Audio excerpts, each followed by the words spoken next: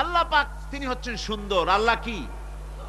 আল্লাহ রাব্বুল আলামিন তিনি এমন সুন্দর, তার সৃষ্টি কত সুন্দর তাই দেখে তাকে অনুমান করা যায় তিনি কত সুন্দর।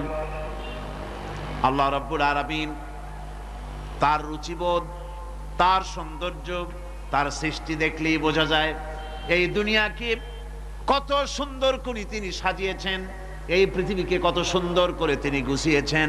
তার সৃষ্টি দেখলেই বোঝা যায় আল্লাহ রাব্বুল আলামিন কত সুন্দর। জোরে কোন সুবহানাল্লাহ। আপনারা জানেন আল্লাহ পাক এই পৃথিবীতে সব জোড়ায় জোড়ায় সৃষ্টি করেছেন, ঠিক কি না? সব জোড়া জোড়া সৃষ্টি করেছেন। এখন ফুলের থেকে ফল হবে, ফুলের থেকে কি হবে? ফল তৈরি হবে। খুব ভালো করে বোঝেন, ফুলের থেকে ফল হবে। এখন এজন্য স্ত্রী জাতীয় ফুল এবং পুরুষ জাতীয় ফুলের সংমিশ্রণ হতে হবে। ফুলেরা তো হাঁটতে পারে না, ফুলেরা তো চলতে পারে না, এই কাজটা করবে কে? এই ক্রসের জন্য, এই মিলনের জন্য পুং কেশরকে স্ত্রী কেশরে নিয়ে এই মিলন ঘটাবার জন্য আল্লাহ পাকের রুচি দেখুন, তার সৌন্দর্য বোধ দেখুন। শুধু একটা দৃষ্টান্ত দেব, বেশি দেব না, একটা দৃষ্টান্ত দিচ্ছি। তার রুচিবোধ, তার সৌন্দর্যবোধ, তার শৈল্পিক নান্দনিক সৌন্দর্যবোধ, কত প্রশংসা, কিয়ামত পর্যন্ত প্রশংসা করে শেষ করা যাবে না। ফুলের পুং কেশরকে স্ত্রী কেশরে পৌঁছে দেওয়ার জন্য আল্লাহ এই দায়িত্বটা তেলাপোকাকেও দিতে পারতেন। পারতেন কিনা? তেলাপোকা চেনেন না? চেনেন না? চেনেন কিনা? তেলাপোকাকে এই দায়িত্ব দিতে পারতেন, আরশোলাকে এই দায়িত্বটা দিতে পারতেন। কিন্তু আল্লাহ পাক তার সৌন্দর্যবোধ এবং রুচিবোধের কারণে ফুলের মতো এত সুন্দর জিনিসের উপরে তেলাপোকা আরশোলা চড়ুক আল্লাহ পাক পছন্দ করেন নাই। ফুল যেমন সুন্দর, এই দায়িত্বটা আল্লাহ পাক প্রজাপতিকে দান করেছেন এই দায়িত্বটা পালন করার জন্য। ফুলও যেমন সুন্দর, প্রজাপতিও তেমন সুন্দর। আর এই দায়িত্ব বিশ্বব্যাপী পালন করে প্রজাপতিরা। সুবহানাল্লাহ। সুতরাং প্রশংসা হবে সুন্দরের, সেই সুন্দর যিনি আল্লাহ রাব্বুল আলামিন, তার যাবতীয় প্রশংসা সেই আল্লাহ পাক। এখন মানুষের জন্য আল্লাহকে চেনার পথ কি? আলহামদুলিল্লাহ। প্রশংসা করছি কার? আল্লাহর। জোরে বলেন সকলে, কার করছি? আল্লাহ পাকের প্রশংসা করছি। আল্লাহকে চেনার পথ কি? সৃষ্টি আল্লাহকে, সৃষ্টি যদি স্রষ্টাকে চিনতে চায়, মানুষ যদি আল্লাহ রাব্বুল আলামিনকে জানতে চায়, চিনতে চায়, তার পদ্ধতি হচ্ছে তার সৃষ্টিকে জানা। তার সৃষ্টির মাধ্যমেই তাকে চেনা যাবে।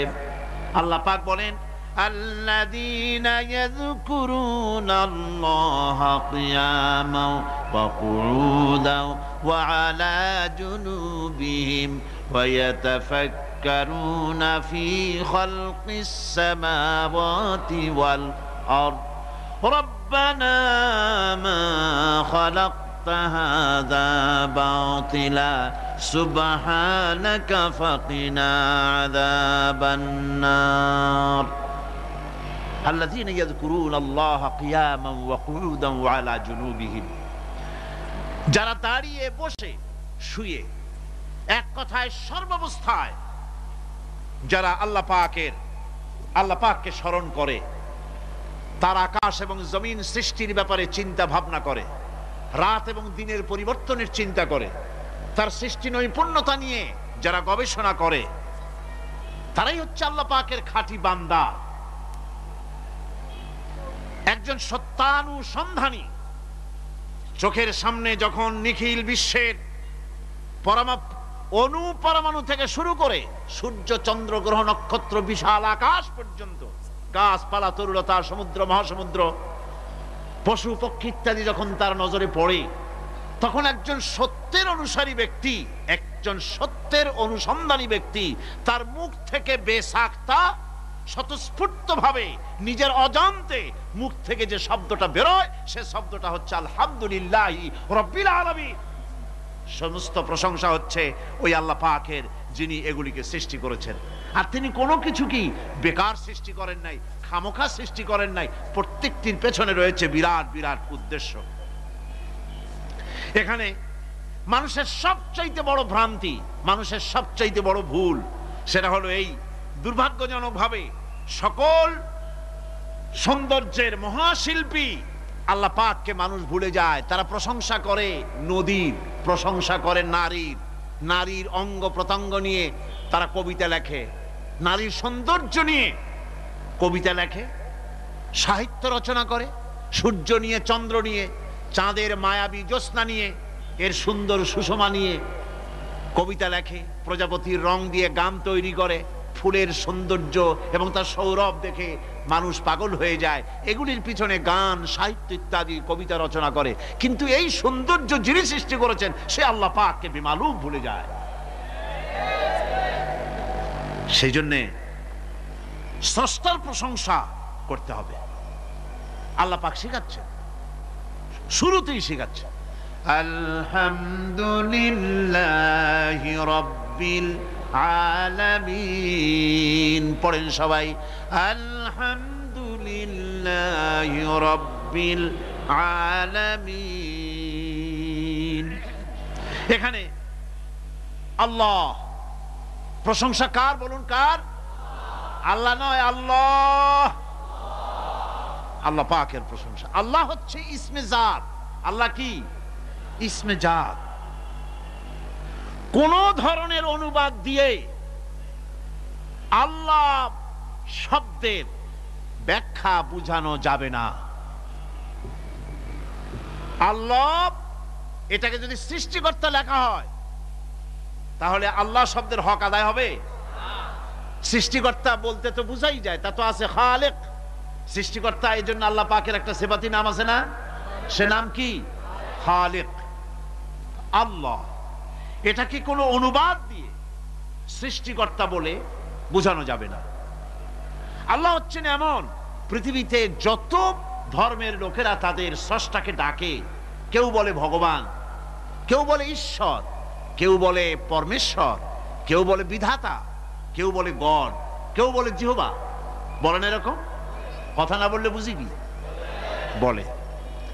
এর প্রত্যেকটি শব্দের প্রতি শব্দে স্ত্রীলিঙ্গে অন্য শব্দ আসবে। ভগবান বললে কি হবে?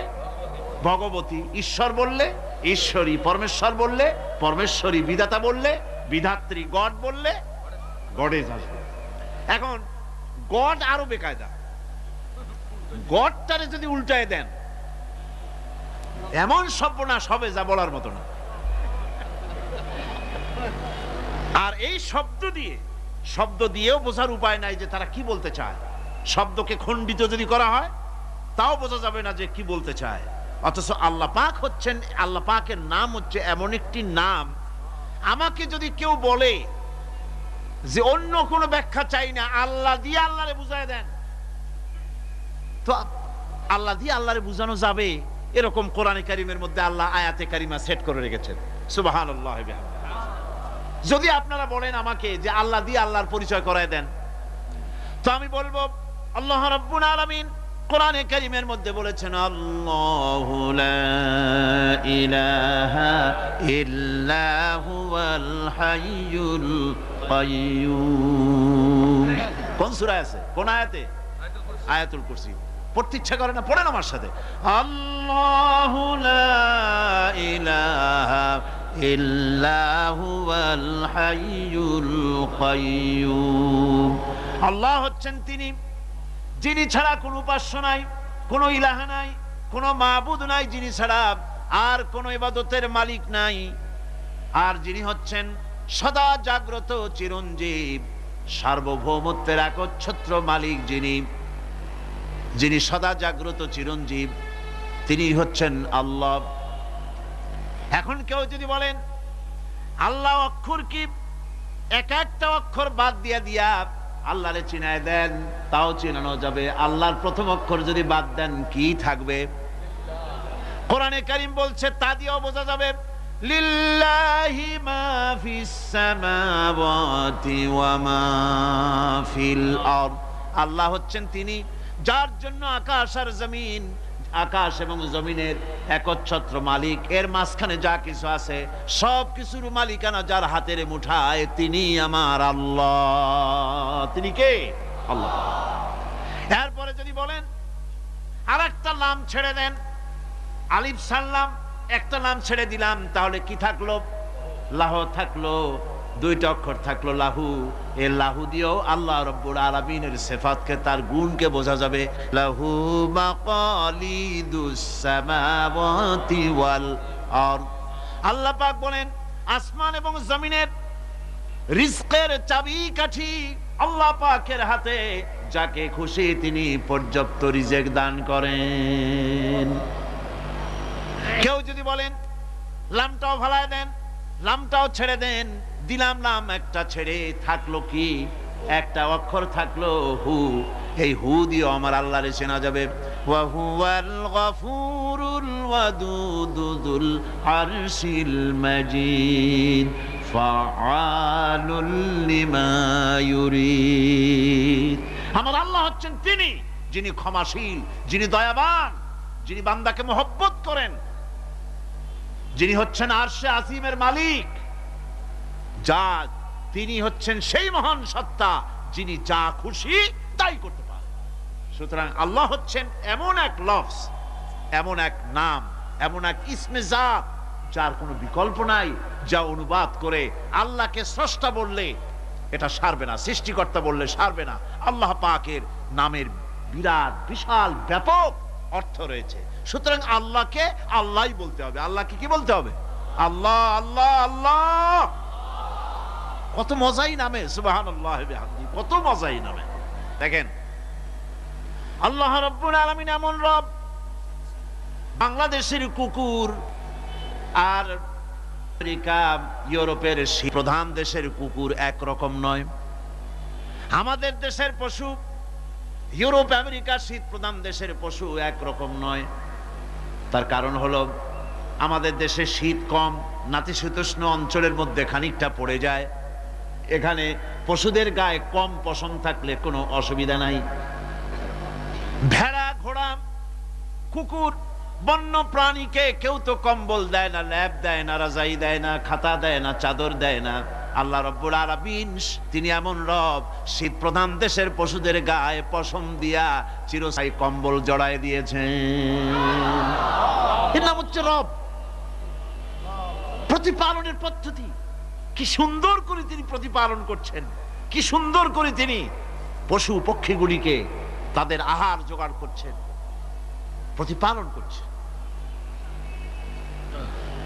তিনি রব, মানুষকে সৃষ্টি করেছেন, আমাদেরকে সৃষ্টি করেছেন, সব চাইছেন। সুবহানাল্লাহ বিহামদিহি, সকল প্রয়োজন মিটিয়েছেন, একটা জিনিস বাদ রাখেন না। আমাদের মুখে দাঁতের দরকার ছিল, মায়ের পেট থেকে দাঁত নিয়ে আসিনি। মায়ের পেট থেকে আসার পরে আমাদের খাবারের দরকার ছিল। লক্ষ্য করেন রব কারে বলে, লক্ষ্য করুন। মায়ের পেটের মধ্যে যখন ছিলাম ওখানে কোনো রোগের জীবাণু ঢুকতে পারে নাই। ফি করারিম মাকিন, একটি সুরক্ষিত জায়গায় আল্লাহ রাব্বুল আলামিন বাচ্চাকে রেখেছেন, যেখানে কোনো সর্দি হবে না, জ্বর হবে না, সর্দি হবে না, ব্রঙ্কাইটিস হবে না, ডায়াবেটিস হবে না, প্রেসার হবে না।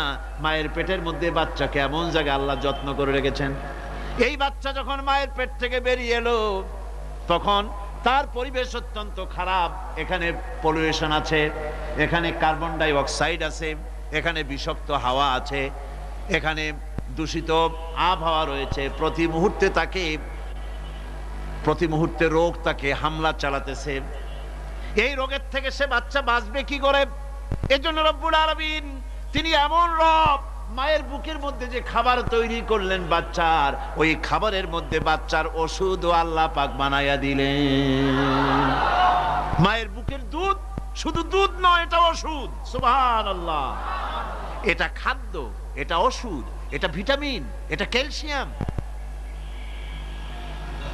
এটা কার্বোহাইড্রেট, যা দরকার বাচ্চার জন্য সব আল্লাহ মায়ের দুধের মধ্যে দিয়ে দিলেন। যতক্ষণ বাচ্চা পেটে ছিল দুধ ছিল ঘন, যখন বাচ্চা মায়ের পেট থেকে বেরিয়ে এলো দুধটা হয়ে গেল পাতলা। এই পাতলা দুধটা খাবে, ওষুধ আছে এর মধ্যে, ভিটামিন আছে, খাইতে যেন বিস্বাদ না হয় একটু মিষ্টি দিয়ে দিলেন আল্লাহ, যাতে বাচ্চা মুখ ফিরায় না নেয়, সেজন্য খাইতে চায়। তারপরে যখন বাচ্চার হাড্ডি খেতে হবে, মাছ খেতে হবে, গোশ খেতে হবে, দুধের আর দরকার নাই, তার শরীরের ভিতরে রেজিস্ট্যান্স, রোগ প্রতিরোধক শক্তি তৈরি হয়েছে, এখন আরো ভালো খাবার দরকার। আল্লাহ রাব্বুল আলামিন মায়ের দুধকে শুকায় দিলেন, চুষলো আর পাওয়া যাবে না, দুধ শুকায় গেছে, এখন বাইরের খাবার খেতে হবে। আসছিল যখন বুকে দাঁত ছিল না, বাইরে যখন এলো দাঁতের যখন দরকার হলো, কোন আল্লাহর বান্দা কি আল্লাহর কাছে দরখাস্ত করেছেন যে আল্লাহ আমার কয়েকখান দাঁত দাও, দাঁত ছাড়া আমি চাবাই কেমনে? এই সবগুলি দাঁত কে সেট করে দিলেন? রব্বুল আলামিন দাঁতগুলিকে সেট করে দিলেন, মুখের মধ্যে দাঁত এসে গেল। আল্লাহ রাব্বুল আলামিন শরীরটাকে সাজিয়ে গুছিয়ে, হিউম্যান বায়োলজি যাকে বলা হয়, এই শরীরকে যে সুন্দর করে আল্লাহ পাক তৈরি করলেন, বলে শেষ করা যাবে না কত সুন্দর করে আল্লাহ পাক বানিয়েছেন। আপনার মাথার ভিতরে সেল তৈরি করা হলো, ব্রেন তৈরি করা হলো। এই ব্রেনটা শুকনা জায়গায় রাখা হয় নাই। শুকনা জায়গার মধ্যে ব্রেনটা যদি থাকতো, নড়াচড়া করে আপনার ব্রেনের যে টেকনোলজি আল্লাহ পাক ইউজ করেছেন সেটা অসুবিধাগ্রস্ত হতো। এই জন্য ক্রিম যেভাবে পানির মধ্যে ভাসা থাকে, পানির মধ্যে ভাসমান ক্রিম মাখন যেভাবে রাখা হয়, সামান্য পানির মতো করে এর ভিতরে ব্রেনটাকে রাখা হয়েছে। এই ব্রেনের ভিতরে, ব্রেন হচ্ছে পৃথিবীতে কম্পিউটার, আজকের পৃথিবীর শ্রেষ্ঠ আবিষ্কার। কিন্তু মানুষের মাথায় যে কম্পিউটার আল্লাহ পাক দান করেছেন, এই কম্পিউটারের সামনে দুনিয়ার কম্পিউটার এতিম। এবার লন্ডন গিয়েছিলাম, প্রত্যেক বছর 1.5 মাস 2 মাস সময় পাই, কিন্তু আপনারা দোয়া করেছেন এখন পার্লামেন্টে সময় দিতে হয় বেশি, বিদেশের সফর কমে গিয়েছে। 10 দিনের জন্য গিয়েছিলাম, ওরা আমাকে একটা ডায়েরি দিল। সেই ডায়েরিটার ভিতরে ডিজিটাল ডায়েরি, এই ডায়েরির মধ্যে তারা বলল যে এরকম, এই যে কাগজটা আপনারা দেখতে পাচ্ছেন, এই রকমের কাগজের 10 লক্ষ পাতা লিখতে যত কাগজ লাগে, এরকমের 10 লক্ষ পাতার লেখা ছোট্ট এই ডায়েরিটার মধ্যে ঢুকাই দেওয়া যায়। 10,000 টেলিফোন নাম্বারের মেমোরিতে তুলে দেওয়া যায়। এটা হচ্ছে লেটেস্ট আবিষ্কার। কিন্তু আল্লাহ পাক মানুষের যে ব্রেনটা তৈরি করলেন, পৃথিবীতে যা আছে এ সব কিছু একটা মানুষের ব্রেনের মধ্যে, সমস্ত তত্ত্ব, সমস্ত ফ্যাক্টস মানুষের মেমোরির ভিতরে ঢুকাবার পরেও আরো লক্ষ লক্ষ জায়গা বাকি থেকে যাবে, শূন্য থেকে যাবে, যা পূরণ হওয়ার নয়। এত বিশাল মেমোরি আল্লাহ পাক তার মানুষের মাথার মধ্যে তৈরি করে দিয়েছেন। সুবহানাল্লাহ বিহামদি। দেখুন অবস্থাটা কি, আল্লাহ তার মানুষকে কিভাবে, রব কাকে বলে, রব কারে বলে, সুবহানাল্লাহ বিহামদি। চোখের সামনে রাস্তা দিয়ে চলতে গিয়ে চোখের সামনে সাপ দেখলেন, চোখ দেখার কাজ করেছে। চোখ কি করেছে? দেখার কাজ করেছে। এখন কি করবেন? চোখ কিন্তু দেখে বসে থাকে নাই, চোখ দেখা মাত্রই ট্রান্সমিট করেছে ব্রেনকে। ব্রেন সাথে সাথে অ্যাকশন নিতে বলেছে হাতকে আর পাওকে। হাতে লাঠি থাকলে পিটাও, লাঠি না থাকলে পাকে বলেছে দৌড় মারো। এই যে সাপ দেখলো, চোখ এটাকে পাঠাই দিল ব্রেনকে, ব্রেন পাঠাই দিল অ্যাকশনে হাতে আর পায়ে। এতে কিন্তু 1 সেকেন্ড সময় লাগে নাই, 1 সেকেন্ডের কয়েক লক্ষ ভাগের 1 ভাগের ভিতরেই মানুষ অ্যাকশনে এসে গিয়েছে। সুবহানাল্লাহ। এর নাম হচ্ছে রব। এর নাম কি? তার অফুরন্ত সৃষ্টি, অফুরন্ত সৃষ্টি। মানুষের হার্ট তৈরি করেছেন, চোখ তৈরি করেছেন। চোখে কিন্তু আমরা নেগেটিভ দেখি, চোখে আমরা কি দেখি? নেগেটিভ দেখি। এই নেগেটিভটা চোখ ক্যাচ করে ব্রেনের ভিতর থেকে পজিটিভ হয়ে কে বের করে দেয়? সুবহানাল্লাহ বিহামদি। কানে অসংখ্য শব্দ শুনি, কিন্তু কোন শব্দ তো জড়ায় যায় না। অসংখ্য শব্দ আমরা শুনি, যেমন রেডিও ঘুরাচ্ছেন, 9 ব্যান্ড রেডিও অথবা এর থেকেও বেশি ব্যান্ডওয়ালা রেডিও। আপনি যখন ঘুরাচ্ছেন কোন সেন্টার ধরার জন্য, অনেক সময় 4-5টা সেন্টার জড়ায় যায় না? জড়ায় কিনা? 4-5টা সেন্টার জড়ায় যায়, সর্বনাশ হয়ে যায়, কোনটা থেকে কোনটা শুনবে। তো এইরকম করে আপনার কানের ভিতরে শব্দগুলি সব জড়াইয়া জড়াইয়া পাকাইয়া আপনার কানের মধ্যে একটা বিশ্রী আওয়াজ সৃষ্টি করে দিতে পারত। কে স্তরে স্তরে শব্দগুলিকে শোনার ব্যবস্থা করেছেন? আপনার জিহ্বার ভিতরে হাজারো রকমের স্বাদ গ্রহণ করার জন্য একটা জিহ্বায় এতগুলি টেস্ট নেওয়ার ক্ষমতা কে তৈরি করে দিলেন? আল্লাহ রাব্বুল আলামিন সুবহানাল্লাহি বিহামদি। তিনি হচ্ছেন রব, যিনি মানুষের প্রতিপালন সৃষ্টি করেন এবং প্রতিপালন করেন, এমনি এমনি ছেড়ে দেন। এরপরে মানুষের সব প্রয়োজন তিনি মিটিয়েছেন। মানুষের জীবন ধারণের জন্য সব থেকে বড় প্রয়োজন পানি। সবচেয়ে বড় প্রয়োজন কি? পানি। জোরে কোন কি? পানি। জীবনের জন্য পানি এবং আর্দ্রতা, এই দুটি জিনিস অপরিহার্য, এছাড়া জীবন বাঁচবে না। আমরা দেখতে পাই সমুদ্র ভরা পানি মজুদ আছে, লক্ষ্য করেন, সমুদ্র ভরা পানি মজুদ আছে, নদী খাল বিল ভরা পানি মজুদ আছে, কিন্তু এটাই তো যথেষ্ট নয়। রব হচ্ছেন তিনি যিনি এই বিশাল বিশাল পানির মজুদ থেকে বাতাসকে যিনি বলেন, যিনি প্রতিনিয়ত বাষ্পীয় আকারে পানিগুলিকে সমুদ্র থেকে উত্থিত করেন, পানিগুলিকে উত্থিত করেন মহাকাশে। আল্লাহ পাক বলেন, আল্লাহুল্লাযী আরসালার রিয়াহা ফাতুসিরু সাহাবা। বাষ্প হয়ে পানিগুলি আকাশে উত্থিত হয় এবং মহাকাশে যাওয়ার পর এই পানিগুলি, লবণাক্ত পানিগুলি আল্লাহর মেশিনে সেগুলি মিষ্টি হয়ে যায়। জোরে কোন সুবহানাল্লাহ। পানিগুলি মিষ্টি হয়ে গেল। ওই মিষ্টি পানি আল্লাহ রাব্বুল আলামিন নাজিল করে দিলেন। এবার বৃষ্টি কণা কণা হয়ে পড়লো, ফোঁটা ফোঁটা বৃষ্টি। আল্লাহ খুঁজে দেখলেন বৃষ্টির ফোঁটাগুলি পৃথিবীর প্রতিটি কণা তালাশ করে তৃষ্ণার্ত কণাগুলিকে আল্লাহ পাক ভিজায় দিলেন। সেই জন্য তার নাম হলো রব।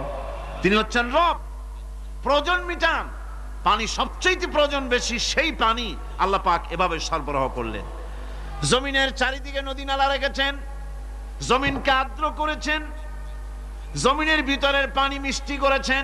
টিউবওয়েল মারলে পরে, পাম্প করলে পরে ভিতর থেকে মিঠা পানি আল্লাহ পাক বের করে দেন। সুবহানাল্লাহ। এই মিষ্টি পানির ব্যবস্থা করেছেন। এরপরে তিনি ওই আল্লাহ পাক মিষ্টি পানির ব্যবস্থা করে বৃষ্টির মাধ্যমে পৃথিবীতে ফসল উৎপাদনের ব্যবস্থা করে দিলেন।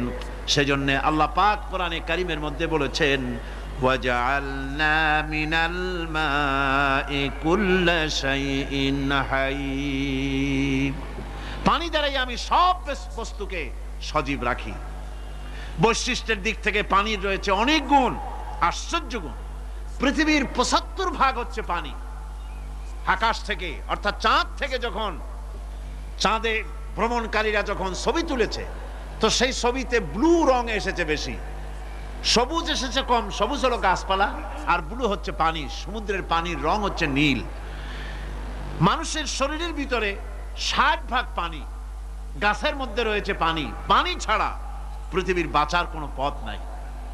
আবার দেখেন, প্রচন্ড শীতের কারণে, ঠান্ডার কারণে যেসব এলাকায় তাপমাত্রা হিমাঙ্কের নিচে এসে যায়, সেই সব দেশে সমুদ্রের পানি আর দরিয়ার পানিগুলি বরফ হয়ে যায়। এই বরফ যখন হতে থাকে, তখন পানি তার নিজের তাপকে নিচের দিকে ছুটতে থাকে। উপরের তাপ বরফ হয়ে যায় ঠান্ডা, আর নিচে তাপ বিচ্ছুরিত করে দিয়ে পানির ভিতরে যত জলজ প্রাণী আছে আর উদ্ভিদ আছে, সবগুলিকে বাঁচায় রাখার ব্যবস্থা আল্লাহ রাব্বুল আলামিন এভাবে করে থাকে। এবার আল্লাহ রাব্বুল আলামিন বলছেন, এই পানি ছাড়া মানুষ বাঁচে না, প্রাণী বাঁচে না। পানি এমন এক জিনিস, এমন এক নিয়ামত আমি দান করলাম। আল্লাহ পাক বলেন, কুল আরাআইতুম ইন আসবাহা মাউকুম গাওরান ফামান ইয়াতিকুম বিমাইন মাইন। বলো দেখি, সবে শুকাইয়া যদি যায় এই জমিনের পানি, তাহলে হেথায় তটনির ধারা কে দিবে সবারে আনি। এই পৃথিবীর নদী নালা খাল বিল, জমিনের আভ্যন্তরীণ দিকে পানিগুলি যদি আমি আল্লাহ রাব্বুল আলামিন শুকায় দেই, তাহলে আমি আল্লাহ ছাড়া এমন কে আছে যে নতুন করে আবার পানির আমদানি করে দিতে পারে? আছে কেউ? আজ পানির শূন্যতা আমাদের দেশে দেখা যাচ্ছে। পানি আস্তে আস্তে কমে যাচ্ছে, আস্তে আস্তে পানি শেষ হয়ে যাচ্ছে। কি কারণে শেষ হচ্ছে এবং কি হলে পানি পাওয়া যাবে পরে বলা যাবে ইনশাআল্লাহ। তো জীবন ধারণের জন্য যেমন পানির প্রয়োজন, জীবন ধারণের জন্য তেমন বাতাসেরও প্রয়োজন। পানি ছাড়া তো কিছু সময় চলতে পারে, পানি এবং খাদ্য ছাড়া কিছু সময় চলতে পারে, কিন্তু বাতাস ছাড়া তো এক মুহূর্ত চলে না, ঠিক কিনা? বোঝেন কিনা কথা? বাতাস ছাড়া এক মুহূর্ত চলতে পারে না। অথচ আল্লাহ রাব্বুল আলামিন এই বাতাস দিয়ে গোটা আকাশকে, শূন্য জায়গাগুলি বাতাস দিয়ে ভরে রেখেছেন, যাতে করে কারো বাতাসের কোনো অসুবিধা না হয়, শ্বাস করতে কোনো কষ্ট না হয়। প্রাণী জগৎকে বাতাস দিয়ে বাঁচিয়ে রাখার জন্য আল্লাহ পাক মহাশূন্যকে এভাবে সব এলাকা বাতাস দিয়ে ভরে রেখেছেন। এই জন্য তার নাম হচ্ছে রব। এটাই হচ্ছে রুবুবিয়তের নমুনা। আমার ভাইয়েরা, আল্লাহ রাব্বুল আলামিন পানি দিলেন, বাতাস দিলেন, খাদ্যের ব্যবস্থা করে দিলেন। শস্য শ্যামল এলাকায় আল্লাহ পাক সব জায়গাগুলিতে শস্য শ্যামল হোক অথবা উষর ধূসর মরুভূমি হোক, সারা পৃথিবী জুড়ে আল্লাহ রাব্বুল আলামিন খাবারের দস্তরখান বিছায় রেখেছেন। ওয়ামা মিন দাব্বাতিন ফিল আরদি ইল্লা আলাল্লাহি রিজকুহা। এই পৃথিবীর বুকে এমন কোন বিচরণশীল জীব নাই যেই জীবের রিজকের দায়িত্ব আমি আল্লাহ আমার নিজ হাতে গ্রহণ করি নাই। জোরে বলেন সুবহানাল্লাহ। সব রিজেক আমি ছড়াই রেখেছি বিশ্ব জুড়ে সর্বত্র। আল্লাহ পাক বলছেন, ফালইয়ানজুরিল ইনসানু ইলা তাআমিহি আন্না সাবাবনাল মাআ সাব্বা সুম্মা শাকাকনাল আরদা শাক্কা ফাআমবাতনা ফিহা হাব্বা। আল্লাহ পাক বলছেন, মানুষের উচিত নিজ খাদ্যাদির দিকে লক্ষ্য করা, নিজের খাদ্যের দিকে লক্ষ্য করা। যেহেতু এই খাদ্য প্রতিদিন তার সামনে আসে, এদিকে তার লক্ষ্য করা উচিত। আমি কিভাবে, আমি প্রথমে জমিনের উপরে পানি বর্ষণ করি, পরে জমিনকে দীর্ণ বিদীর্ণ করি, এরপরে জমিনের ভিতরে উর্বরা শক্তি আমি দান করি। কে বলতেছেন এ কথা? আল্লাহ পাক বলছেন। এরপরে আমি নানান জাতের ফসল ফলন তোমাদের জন্য আমি দান করে দেই। খাদ্যের দিকে নজর করতেই জন্য আল্লাহ পাক বলেছেন, মানুষ চতুর্দিক থেকে তো চোখ ফিরাতে পারে, মুখ ফিরাতে পারে, কিন্তু খাদ্যের দিকে তার নজর করতেই হয়। সকালে, দুপুরে, বিকালে, রাত্রে সব সময় তার সামনে খাবার আছে। আল্লাহ পাক বলেন, খাবারের দিকে একটু নজর করো, কেমন ভাবে কি সুন্দর করে খাবারগুলি তৈরি করে দিয়েছি, শুরু কিভাবে হলো, পরিপক্ক কিভাবে হলো, সেদিকে তোমরা লক্ষ্য করো। সে লক্ষ্য তো করা নাই, সমানে খায়, বিসমিল্লাহ বলে না, আলহামদুলিল্লাহ বলে না, পাইকারি দরে খাইতেই থাকে। আল্লাহ পাক বলছেন, খাদ্যাদির দিকে লক্ষ্য করো। এই যে চাউল তোমরা খাচ্ছ, আটা খাচ্ছ, গম খাচ্ছ, মাছ খাচ্ছ, গোশ খাচ্ছ, তাম পৃথিবীর সমস্ত বিজ্ঞানীরা একত্রিত হয়ে একটা চাউল বানাইতে পারবে? জোরে কোন পারবে? না পারবে। পারবে প্লাস্টিকের চাউল, আর কলেরা হয়ে মরবে। পৃথিবীর সমস্ত বিজ্ঞানীরা একত্রিত চাউল বানাতে পারবে না, একটা ডিম বানাতে পারবে না। পারবে একটা বানাতে? পারবে না। বিজ্ঞানীদের প্রশংসা আমরা করি, হ্যাঁ করি, বিজ্ঞানীরা অনেক কিছু বিশ্বকে উপহার দিয়েছে, কিন্তু মূল রবের কাছে আমরা যাই না, তাকে চিনতেও পারি না, সেখানে যাই না। বিজ্ঞানীরা কি করেছে? আল্লাহর বানানো জিনিসগুলি তারা ডিজাইন করেছে। ডিজাইন করতে তো নিষেধ নাই, আর ডিজাইন করাই যায়, সৃষ্টি করতে পারে না। বিজ্ঞানীরা সৃষ্টি করে নাই, ডিজাইন করেছে। কিরকম? আল্লাহ পাক চাউল তৈরি করেছেন। চাউল তৈরি করেছে কে? বলেন না সবাই। এখন আপনারা সেই চাউল দিয়ে পিঠা বানান, পায়েস বানান, সেই চাউল দিয়ে পিঠা, আরো কি যেন খায় চট্টগ্রামে, রস দিয়া, ওটাকে কি কয়? দই পিঠা নাকি? দোয়া পিঠা। তো এইভাবে করে আপনি ডিজাইন তৈরি করছেন। আটা দিচ্ছে, আল্লাহ পাক আটা তৈরি করেছেন, গম দিয়েছেন, এই আটা দিয়ে গোলগোল্লা তৈরি হচ্ছে।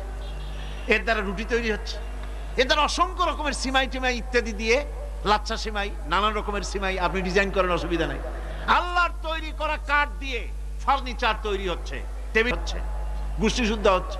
আল্লাহর তৈরি করা লোহা দিয়া মাইক হচ্ছে, স্ট্যান্ড গান হচ্ছে, ব্রেন গান হচ্ছে, তারপরে প্লেন হচ্ছে। তাহলে আমি বলতে চাইলাম, বুঝাতে চাইলাম, সমস্ত জিনিস এর স্রষ্টা কে? জোরে বলেন কে? বিজ্ঞান শুধু এগুলি এক জায়গায় করে অ্যাসেম্বল করেছে, এগুলিকে এক জায়গায় করে এক একটা রূপ দিয়েছে। এখানে বিজ্ঞানের কৃতিত্ব আছে ঠিক, কিন্তু আপনারাই বলেন, লোহা যদি আল্লাহ তৈরি না করতেন এই মাইক তৈরি হতো? রাইফেল তৈরি হতো? আর রাইফেল যদি নাই হতো তাহলে কারাগারের বন্দীগুলো মারতেন কি দিয়া?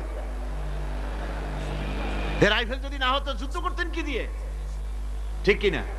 যত মারামারি ইত্যাদি যা কিছু হচ্ছে, তো শুধু মারামারির জন্যই তো আল্লাহ লোহা বানান নাই। লোহার সবচাইতে বড় প্রয়োজন হচ্ছে জমিন কর্ষণ করা, জমিন চাষ করা। এই জমিন চাষের জন্য লাঙ্গল দরকার, শাবল দরকার, খন্তা দরকার, কোদাল দরকার।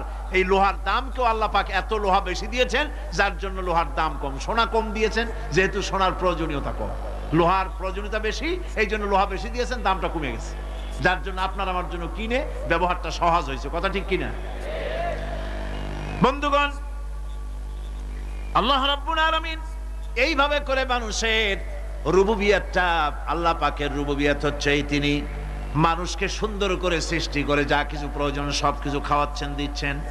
সে আল্লাহ পাক প্রশ্ন করছেন, কুল মান ইয়ারযুকুকুম মিনাস সামাই ওয়াল আরদ أَمَّنْ يَمْلِكُ السَّمْعَ وَالْأَبْصَارَ وَمَنْ يَخْرُجُ الْحَيَّ مِنَ الْمَيِّتِ وَيُخْرِجُ الْمَيِّتَ مِنَ الْحَيِّ।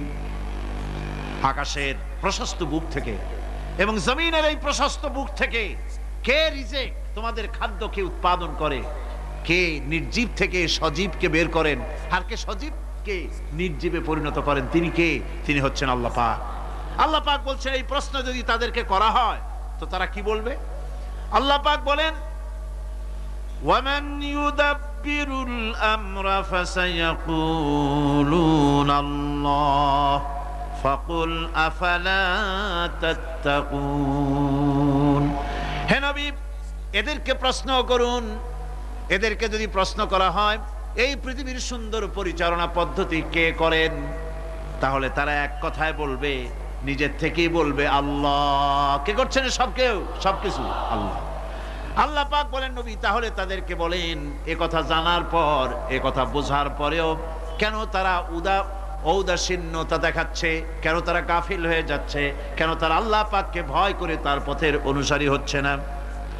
যে আল্লাহ রাব্বুল আলামিন এত কিছু করছেন, তিনি তার পরিচয় সম্পর্কে বলে দিচ্ছেন, ফাযালিকুমুল্লাহু রাব্বুকুমুল হক ফামাযা বা'দাল হক ইল্লাদ দালাল। নিশ্চয়ই এসবের মূলে রয়েছেন তোমাদের রব, আমাদের আল্লাহ, আমাদের রব।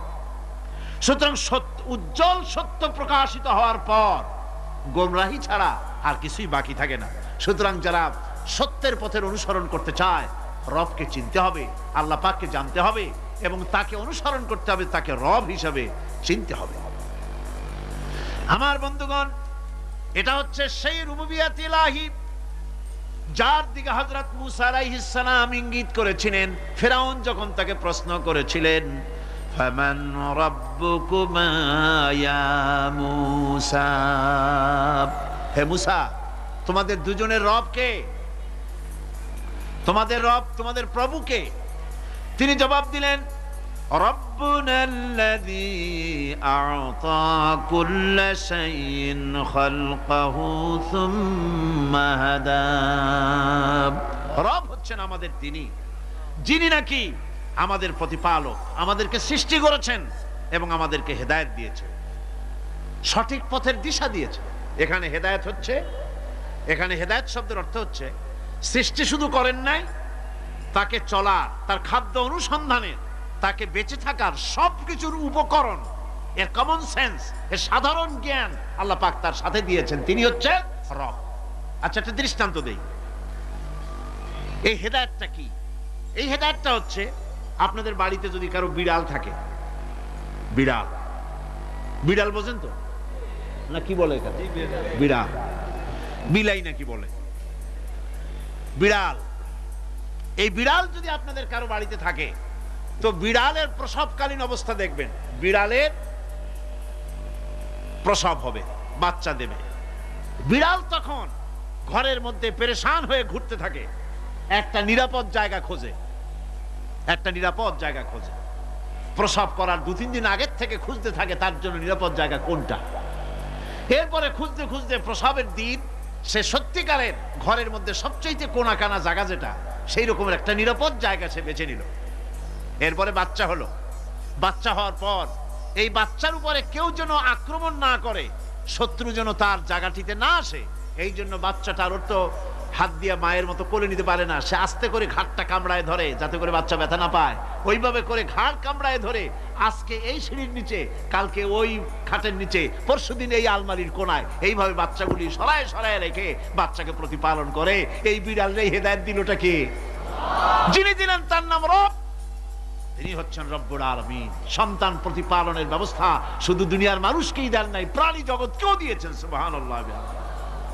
বলেন বলেন, মুরগির বাচ্চা হলো, ডিমের থেকে বাচ্চা বেরোলো, এই বাচ্চাগুলি হয়েছে গতকাল। আজকে বাচ্চাগুলি আদার খাচ্ছে মায়ের সাথে, হঠাৎ করে একটা চিল এলো আর ওর মা একটা সিগন্যাল মারলো, সাথে সাথে বাচ্চাগুলি দৌড়াইয়া এমন পলান দিল, আপনি তো ভালো একাদশীর বাপেও তালাশ করে পাবে না যে মুরগির বাচ্চা পলাইলো কই। এখন ওই বাচ্চাটিকে এই সিগন্যাল সম্পর্কে কে অবহিত করলো যে এইরকম একটা আওয়াজ শুনলে এটা ভীতির আওয়াজ, এটা সাইরেন, এটা বিপদ সংকেত, এটা ডেঞ্জার সিগন্যাল, এটা শুনলে দেখলে তাড়াতাড়ি করে আত্মগোপন করবা। কে শিখাইলো? কে শিখাইলো? আল্লাহ পাক শিখাইছেন। এখন এক শ্রেণীর বুদ্ধিজীবী তারা আবার উল্টা কথা কয়। তারা বলে কি? তারা বলে যে মুরগি বাচ্চা, এই বাচ্চা যে দৌড় মারলো, এখানে আল্লাহ এইসব কিছু নাই, নাউযুবিল্লাহি মিন যালিক। তো এখানে কি আছে? কয় যে এখানে বিষয়টা হলো এই যে এই মুরগি আর মোরগ, ওর বাপ মা, এই দুজনের মধ্যে আছে চিলের ভয়, আছে শিয়ালের ভয়। ওই ভয় ওদের মধ্যে ছিল, এই মা বাপের ক্রসের মাধ্যমে বাচ্চা আসছে, কাজী ওই ভয়, বাপের যদি কোনো রোগ থাকে, মায়ের রোগ থাকে, তো এগুলি তো বাচ্চার মধ্যেও ঢোকে। তো ভয় হোক, সুখ হোক, দুঃখ হোক, এই অনুভূতি স্বাভাবিক প্রক্রিয়ার মাধ্যমে বাচ্চার মধ্যে ঢুকছে, আর সিল দেখে আবার শুনে সে আত্মগোপন করেছে। এইটা আমি পড়িয়া আমি আমার আলোচনা এক জায়গায় বললাম বুদ্ধিজীবীদের উদ্দেশ্যে, যদি সত্যিই তাই হয়, মোরগ আর মুরগি মা বাবার মধ্যেই ভয় আছে বলে বাচ্চার মধ্যেই ভয় ঢুকছে, সেই জন্য সে আত্মগোপন করছে, তাহলে আবার মানুষের ব্যাপারে কথাটা আনি। মানুষেরা সাপেরে ভয় করে না মহব্বত করে? কথার জবাব দিলে না, যখন তখন মনে হয় আপনারা সাপ বুঝি ভালোবাসেন। সাপ আমরা সকলেই ভয় পাই, মায়ও ভয় পায়, বাবাও ভয় পায়। এই মায়ের গর্ভে সন্তান এসছে, সন্তানের বয়স 2 বছর 2.5 বছর, ঘরের মধ্যে কেউ ছিল না, ঘরের মধ্যে একটা সাপ আসছে, একটা সুন্দর সাপ, দেখতে সুন্দর, কিন্তু সে সাপে কামড়ালে মানুষ মরে যায়। ওই সাপটা মাথা উঁচু করে ফনা ধরেছে। এই বাচ্চাটা কি সাপ দেখে দৌড় মারবে, না বাচ্চাটা ওই সাপটাকে ধরার জন্য সে এগিয়ে যাবে? কোনটা করবে? এগিয়ে যাবে। তাহলে মা বাপের ভয়, তাদের মা বাপের রক্তের মধ্যে, শিরার মধ্যে সব জায়গায় সাপের ভয়, তার মাধ্যমে বাচ্চা এসে ওই বাচ্চার মধ্যে সাপের মহব্বত হইল কেন, ভয় হইল না কেন বাচ্চা অবস্থায়? সুবহানাল্লাহ। আমার বন্ধুগণ, মুরগির বাচ্চাকে হেফাজত করার জন্য বুদ্ধিমান প্রাণী মানুষ তার কাছে নাই বলে আল্লাহ রাব্বুল আলামিন তারে বাচ্চা অবস্থা থেকে বোঝার তৌফিক দিয়েছেন কোনটা ভয়ের আওয়াজ, কোনটা হলো বিপদের আওয়াজ। মানব সন্তানের প্রতিপালন করার জন্য তার মার বাবা আছে বলে ওই রকম করে পশুদের মতো আল্লাহ বানান নাই, তাকে হেফাজত করার জন্য মা বাপ আছে বলে এই দায়িত্ব আল্লাহ পাক মা বাপের উপরে ছেড়ে দিয়েছেন। মা বাপ তাকে হেফাজত করে। রুবুবিয়তের প্রতিপালন, হেদায়েতের এই প্রতিপালন আল্লাহ পাক মানুষকে এভাবে করে তাদেরকে হেদায়েত দিয়েছেন, তার পথের চলার দিশা দিয়েছেন। পিঁপড়ার খাদ্য সংগ্রহের ব্যাপারটা দেখেন, পিঁপড়ার আছে দারুণ ঘ্রাণ শক্তি। কোথায় খাবার? 5 তলায় আপনি মিষ্টি খাচ্ছেন, রসগোল্লা থুয়ে দেন, তারপরে দেখেন কোন জায়গায় দিয়ে পিঁপড়া এসে জমের খাওয়া খায়, ঠিক কিনা? দেখেন তার কত তীব্র ঘ্রাণ শক্তি, সেখানে চলে যাচ্ছে। তাকে হেদায়েত দেওয়া হয়েছে, তাকে ঘ্রাণ শক্তি দেওয়া হয়েছে। চিল, শকুন, ঈগল কোথায় থাকে বুঝেন না? মহাশূন্যে 3 থেকে 3.5 মাইল উপরে শকুন, বাজ, ঈগল উঠতে থাকে। খাবে কি? ওখানে তো তার খাবার ছড়ানো নেই। আল্লাহ হচ্ছেন এমন রব, আমাদের স্রষ্টা হচ্ছেন এমন রব, যিনি ওই চিল, বাজ আর শকুন মহাশূন্যে যেগুলি উড়ে বেড়ায় ওদেরকে আল্লাহ পাক এমন তীব্র দৃষ্টি শক্তি দান করেছেন, 3 মাইল উপর থেকেও ছাগল মুরগি মরা দেখলে ওখান থেকে সে ঝাঁপায় পড়ে তা খেতে পারবে। তাকে দেওয়া হচ্ছে দৃষ্টিশক্তি। এরকম করে যার যা প্রয়োজন, সমস্ত প্রয়োজনগুলি আল্লাহ মিটাচ্ছেন। এরই নাম হচ্ছে রুবুবিয়াতে ইলাহি। এটাই হচ্ছে আল্লাহ পাক রব, এটা তার অসংখ্য প্রমাণ। সেই জন্য আল্লাহ পাক বলেন আলহামদুলিল্লাহি রাব্বিল আলামিন। পড়েন সবাই আলহামদুলিল্লাহি রাব্বিল আলামিন। সমস্ত প্রশংসা হচ্ছে আল্লাহ পাকের জন্য। কোন আল্লাহ? প্রথমে তো আল্লাহ বললাম, তারপর বললাম রব, এখন বলা হচ্ছে কোন রব? যিনি আলামিন, রব্বিল আলামিন, যিনি সমস্ত জাহানের রব। তাহলে বোঝা যাচ্ছে রব, জগৎ একটা না। জগৎ, কথা বুঝতেছেন আমার? জগৎ একটা নয়, অসংখ্য জগৎ আছে। বহুমাত্রিক জগতের কথা এখানে আল্লাহ পাক বলছেন। আমি এই জন্য বলি যে কোরআন হচ্ছে বিজ্ঞানের উৎস। কোরআন বিজ্ঞানের কি? বিজ্ঞানের আবিষ্কার যত বাড়বে, বিজ্ঞান চিরটা কাল কোরআনের কাছে ভিক্ষার হাত দিয়ে এতিমের মতো দাঁড়ায় থাকবে কিয়ামত পর্যন্ত। আজ পৃথিবীর বিজ্ঞানীরা বলছেন জগৎ সম্পর্কে। আমরা মনে করছি পৃথিবীটাকে, আমাদের কাছে তো জগৎ 2টা। কয়টা জগৎ? একটা জগৎ হলো এইটা, ইহ জগৎ আর পরজগৎ, এছাড়া আর কিছু জানি না। এই 2টাই জগৎ আমাদের কাছে। এখন দেখেন বিজ্ঞানীরা কি বলছে। বিজ্ঞানীরা বলছেন সৌরজগতে শুধু আমাদের সৌরজগৎটাই শেষ না, অসংখ্য সৌরজগৎ আছে মহাশূন্যে, অসংখ্য সৌরজগৎ। পৃথিবীর প্রতি 4 বিলিয়ন মানুষ যদি এক একটা সৌরজগৎ দখল করে, তাতেও সৌরজগৎ শেষ হবে না। আরো সহস্র সহস্র বিলিয়ন বিলিয়ন সৌরজগৎ আরো ফাঁকা পড়ে থাকবে। এত সৌরজগৎ আল্লাহ সৃষ্টি করেছেন। এই মহাশূন্যে বহুমাত্রিক জগতের কথা আল্লাহ পাক এখানে বলেছেন। এই পৃথিবী একটা জগৎ, এই মাটির তলে আছে আর এক জগৎ, সমুদ্রের ভিতরে আছে পানির তলার আর এক জগৎ। আর মহাশূন্য যে কি তা আপনার মাথায় শূন্য হয়ে যাবে চিন্তা করতে করতে। এই জন্য বিজ্ঞানীরা, বড় বড় বিজ্ঞানী, এরা কিন্তু নাস্তিক হয় না। বর্তমান বিজ্ঞানীরা চিন্তা করে গবেষণা করে খেয়ে হারিয়ে ফেলছে মহাশূন্যকে দেখে। যেখানে আছে গ্যালাক্সি, যেখানে আছে মিল্কি ওয়ে, যেখানে রয়েছে অসংখ্য তারকা, এই পৃথিবীটা মহাশূন্য আল্লাহ যেভাবে তৈরি করেছেন, সেই তুলনায় এই পৃথিবী একটা মার্বেলের চাইতে খুব বেশি একটা বড় কিছু হয় বলে মনে হয় না। পৃথিবী যদি হয় একটা মার্বেলের মতো, তাহলে আমরা যে মানুষ, আমাদের অস্তিত্ব কোথায় চিন্তা করেন। এবার মহাশূন্যে চলেন। মহাশূন্য সে কি বিশাল মহাশূন্য! একটা তারকা থেকে আর একটা তারকায় যদি যেতে হয়, তাহলে সহস্র সহস্র বিলিয়ন বছরের দরকার হবে।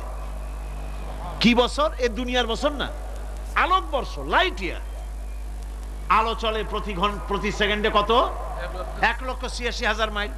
এই 1,86,000 মাইলের সেকেন্ড, এর মিনিট, এর ঘন্টা, এর দিন, এর মাস, এর বছর, এই আলোকবর্ষ।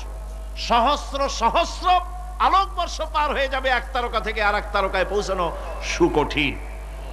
এ ধরনের অসংখ্য তারকা আল্লাহ পাক তৈরি করে রেখেছেন। সূর্য হচ্ছে পৃথিবীর চাইতে 13 লক্ষ গুণ বড়। এরকম সূর্য বিজ্ঞানীরা এখন বলছে, আগে বলতো 1 কোটি সূর্যের চাইতে বড় তারকা, এখন বলতেছে এই রকমের পৃথিবীর চাইতে 13 লক্ষ গুণ বড় সূর্য, এরকম 3 কোটি সূর্য খাইয়া ফেলাইতে পারে। এরকম সহস্র সহস্র তারকা এক একটা গ্যালাক্সির ভিতরে আল্লাহ পাক তৈরি করে রেখেছেন। এখন মনে হচ্ছে যে এই তারকাগুলি বড়, না, এই তারকাগুলির চাইতে আবার বড় জিনিস আছে। সেগুলি কি? সেটাকে বলা হয় ব্ল্যাক হোল। সেটাকে বলা হয় ব্ল্যাক হোল, অন্ধকার কূপ। ব্ল্যাক হোল আবার ম্যানহোল বুঝবেন না, কিন্তু ম্যানহোলের ঢাকনা চুরি হয় যেমন।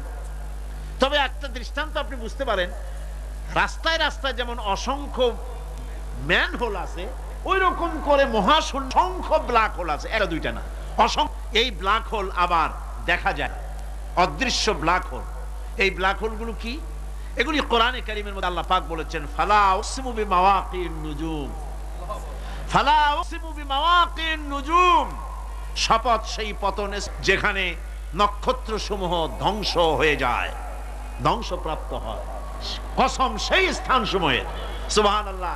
এই অন্ধকার কূপের, এই অন্ধকূপের কসম করছেন আল্লাহ পাক। সেই অন্ধকূপটা কি? সেই ব্ল্যাক হোলটা কি? সেই ব্ল্যাক হোল হচ্ছে ওই যে তারকার কথা বললাম, যে সূর্য খাইতে পারে, 3 কোটি সূর্য খাইতে পারে, এই রকমের তারকাগুলি ঘুরতে ঘুরতে কোনো এক কারণে যখন সে ব্ল্যাক হোলের রেঞ্জের মধ্যে এসে যায়, তখন ব্ল্যাক হোল ওকে এমন ভাবে চুষে হজম করে ফেলে, যেমন বাচ্চা চকলেট চুষা খাইয়া ফেলায়, এইরকম ব্ল্যাক হোলগুলি অত বড় তারকাগুলি খাইয়া চুষা শেষ করে ফেলে দেয়। সুবহানাল্লাহি বিহামদিহি। বিজ্ঞানীরা বলেছেন, আমাদের এই পৃথিবীটা, আল্লাহ না করুন কখনো, আমাদের এই পৃথিবীটা যদি কোনো ব্ল্যাক হোলের আওতায় পড়ে, ওর রেঞ্জে আসে, তাহলে মাত্র 2 সেন্টিমিটারের মধ্যে পৃথিবীটা তার ঘনত্ব লাভ করে এর মধ্যে অদৃশ্য হয়ে যাবে, হারায় যাবে, এর অস্তিত্ব থাকবে না। আল্লাহ পাক আসলে, আগে আমার বিজ্ঞানের বইপত্র যখন পড়ি, আমার কাছে আশ্চর্য লাগে, 1400 বছর আগে নবী কোন বিজ্ঞানাগারে পড়াশোনা করেন নাই, কোন সায়েন্স নিয়ে রিসার্চ করেন নাই, সেই নবীর মুখ থেকে এমন বিজ্ঞানময় কোরআন আল্লাহ বের করালেন, যে আজকের পৃথিবীর মডার্ন যুগের বিজ্ঞানীরা কোরআনের কাছে এতিম হয়ে দাঁড়ায় আছে। পৃথিবীর কোন বিজ্ঞানী বলতে পারবে না যে কোরআনে কারীমের অমুক আয়াতটা আনসাইন্টিফিক, এটা হাদিস আমাদের বিজ্ঞানের সাথে মিল খায় না, এমন কথা বলতে পারবে না। বরং কোরআন সার্টিফাই করবে তোমার এই বক্তব্য, তোমার এই থিওরি মোস্ট আনসাইন্টিফিক, কোরআন বলবে। ওরা বলতে পারবে না যে আয়াতটা আনসাইন্টিফিক। সুতরাং কোরআন হচ্ছে মহান বিজ্ঞানময়, কোরআন হচ্ছে আল্লাহ পাকের দেওয়া এক মহান বিধান, যে কোরআনের কারণে আল্লাহ পাক আমাদেরকে হেদায়েত দান করেছেন।